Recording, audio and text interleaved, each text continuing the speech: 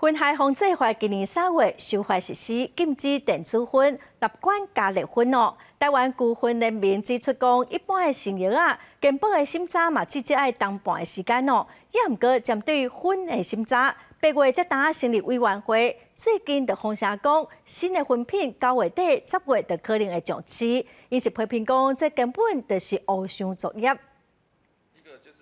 婚害防治法新法今年3月施行，针对加结婚规定要经过健康风险评估才通上市买卖。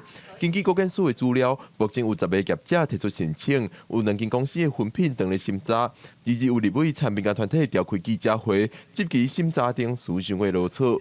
平均现在新药要进入健保，要健保给付，要1年半的时间。8月才成立这个审查委员会才开始动作，现在才9月。那个外面业者已经有一些谣言啦，说即将上市，即将上市，意思就是好像9月、10月就要上市。至少他好好的能够去把所有的文件好好的去审视，然后保护我们的国家的青少年。另外，民间团体也指出，法规规定加结婚要经过健康风险评估就通上市，因为健康风险评估这个名会让民众有错误的认识。没有任何烟是健康的啊。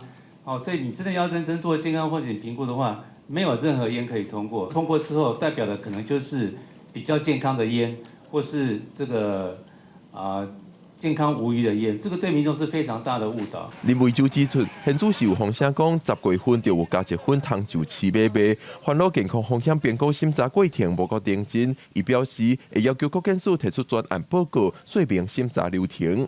记者郭兆水台北报道。